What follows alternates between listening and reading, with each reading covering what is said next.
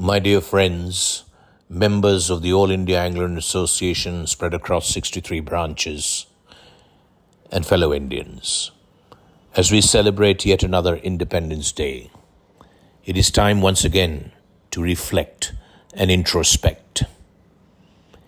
Is this the India we want, the India that is being built? Many years ago, the great poet Rabindranath Tagore wrote, "Where the mind is without fear." That is the India he wanted.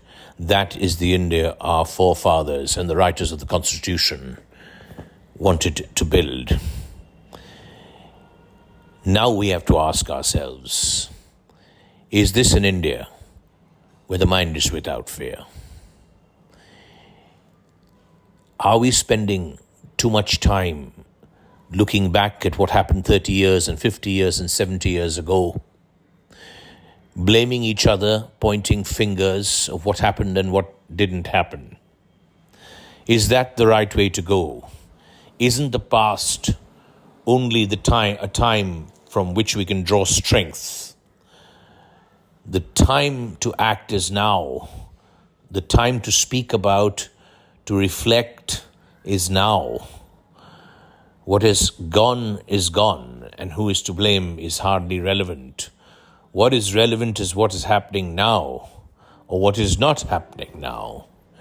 I, on behalf of all common Indians like me, plead to our leaders, politicians, and those influencers, let us not worry so much about what happened and who was there and what was there 500 years ago or 50 years ago, whose actions were responsible for something.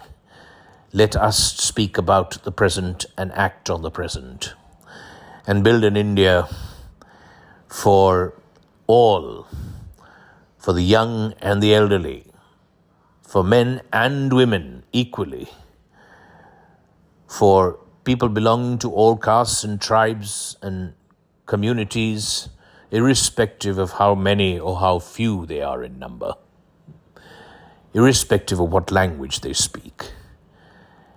And with this in mind, I penned an antonym, and I have called it "Where the Mind is with Fear." And while I fear this may come true, I pray that the India we don't want will never become a reality. So with great respect towards the great poet Rabindranath, I have written these lines for an India I do not want to see, and I hope an India that never becomes a reality,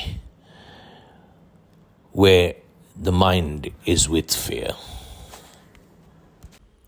Where the mind is with fear and the head hangs in shame, where you are not free, where caste and creed have broken us into fragments, and we are separated by religious walls, where words fear to come out from the depth of truth, where intolerance breaks the arms of love and compassion, where the clear stream of reason has completely lost its way, into that dreary desert sand of desolation, where the mind is led into the depths of despair by thought and action that denigrate the spirit of India.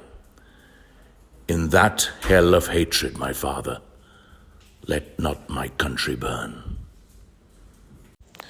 Friends, let's think about it and let us do away or lessen the high degree of anger, of intolerance, of spitting out at each other. That has to come down. Then and only then will this be an India where the mind is without fear. God bless each one of us and our great country. Jai Hind.